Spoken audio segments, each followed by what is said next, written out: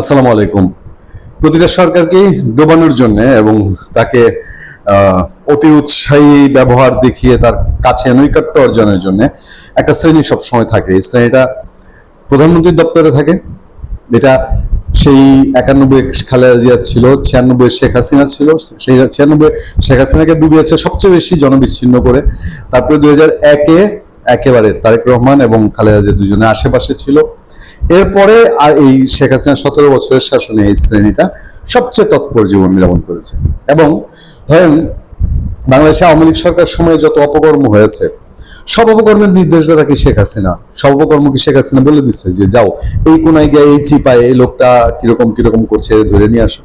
এটা বেশিরভাগই অতি উৎসাহী কিছু রাজনৈতিক লোক থাকে প্রত্যেকটা সরকারের সাথে, তারা এবং আপনার এই পুলিশের মধ্যে, আমলাদের মধ্যে, ইভেন বিশেষ বিশেষ ইন্টেলিজেন্সে, সেখানে এই ধরনের কিছু শ্রেণী থাকে, তারা করে।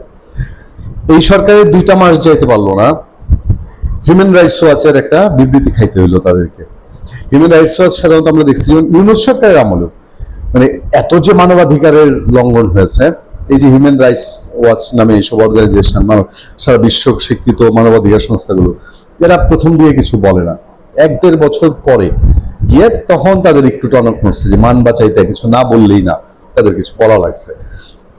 আর শেখ হাসিনা সরকারের সময় শেষ দিকে আইসা একদম প্রায় প্রতিদিন বিভিন্ন মানবাধিকার সংস্থা, এই সেই হাবিজাবি দুর্নীতি বিরোধী সংস্থা, এদের স্টেটমেন্ট, ট্রান্সপারেন্সি ইন্টারন্যাশনাল স্টেটমেন্ট, সেগুলা বলবৎ ছিল। আমি আবারও বলি, প্রত্যেকটা সরকারকে জনবিচ্ছিন্ন করার জন্য একটা গ্রুপ গজিয়ে ওঠে। এই গ্রুপকে সরকার প্রধান বলেন বা সরকারের একেবারে কোর পয়েন্টে যারা থাকে তারা নিয়ন্ত্রণ করতে পারে না। এবার বিএনপি সরকার 2 মাসের মধ্যে হিউম্যান রাইটস ওয়াচের একটা বিবৃতি হজম করতে হলো। সেখানে বলা হচ্ছে সরকারের সমালোচনায় গ্রেফতার 4 পুরনো দমন পীড়নের পুনরাবৃত্তি, যেটা আমরা কখনোই প্রত্যাশা করি নাই।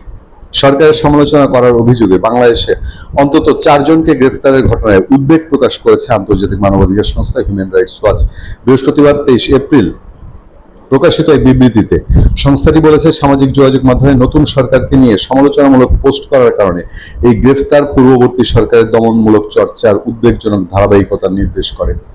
2 মাসের মধ্যেই সরকার সমালোচনা সহ্য করতে পারছে না। 4টা ক্ষেত্রে এই ধরনের ঘটনা অন্তত ঘটেছে। তাহলে 2 বছর পরে এই সরকার কি করবে? তাদের কি টলারেন্সি এত তাড়াতাড়ি কমে যাচ্ছে? বিবৃতিতে বলা হয়, তারেক রহমানের নেতৃত্বাধীন বাংলাদেশ জাতীয়তাবাদী দল বিএনপি সরকারের উচিত মত প্রকাশের স্বাধীনতার প্রতি তাদের অঙ্গীকার রক্ষা করা, ভিন্নমত দমনে বিদ্যমান আইনের অপব্যবহার বন্ধ করা এবং অপব্যবহারের সুযোগ রয়েছে এমন ধারাগুলো সংশোধন বা বাতিল করা। আমি জানি না তারেক রহমান পর্যন্ত এই বিবৃতি গেছে কিনা, স্বরাষ্ট্রমন্ত্রী এই বিবৃতি দেখেছেন কিনা, তারা কি এগুলো দেখে সংশ্লিষ্ট জায়গাগুলোতে মেসেজ পাঠাবেন কিনা যে হঠাৎ করে অতি উৎসাহী কিছু। এই যে হুইপকে আপনার এই একটা পোস্ট দিয়ে, একটা কার্টুন পোস্ট করার জন্য একটা ছেলে জেলে চলে গেল, তো ময়মনসিংহের আরেক ছেলে গেছে এরকম জেলে, তিনি নাকি তারেক রহমান সম্পর্কে কথা বলেছেন।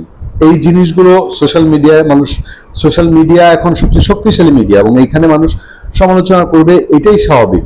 2026 সালের ফেব্রুয়ারিতে ভূমিধস বিজয়ের মাধ্যমে নির্বাচনে জয়ী হওয়ার পর প্রধানমন্ত্রী তারেক রহমান দায়িত্ব গ্রহণ করেন। এর আগে শেখ হাসিনা সরকারের সময় পুনর ইতিহাস রয়েছে। সংস্থাটি deputy Asia director Meenakshi Ganguly বলেন, স্বাধীনতা মানবাধিকারের দাবিতে বাংলাদেশিরা জীবন ঝুঁকিতে ফেলার পর নতুন সরকারের সংস্কার আনার জন্য রাজনৈতিক সদিচ্ছা প্রয়োজন। ক্ষমতায় আসার কয়েক মাসের মধ্যে বিএনপি সরকার অপছন্দের কন্টেন্ট পোস্ট করার অভিযোগে সোশ্যাল মিডিয়া ব্যবহারকারীদের গ্রেফতার করছে। এটা গভীর উদ্বেগের। জাস্ট অপছন্দের কন্টেন্ট শেয়ার করছে। আমরা তো প্রচুর সমালোচনা করতে পারি। সামনের দিনে আমরা দুঃখিত, আমরা শেখ হাসিনা যেমন করেছি, ডক্টর ইউনূসের করেছি, প্রচন্ড ভাবে ডক্টর ইউনূসের আমরা সমালোচনা করেছি। তার নীতির অনেক সমালোচনার জায়গা ছিল, এখনো করি। তারেক রহমান সরকার তো মানে বলতে তারেক রহমান না, সেখানে আরো অসংখ্য রাষ্ট্রযন্ত্রের বহু উইং থাকে। সেই যন্ত্রগুলো যদি ভুল ত্রুটি করে, আমরা সেগুলো সমালোচনা করবো না? এবং সোশ্যাল মিডিয়ার সমালোচনা কন্টেন্ট হলে তার উপরে খড়গ নেমে আসতে হবে। ভালো থাকবেন, সুস্থ থাকবেন। আপনার সাথে আমি আতিক রহমান, পূর্ণিয়া।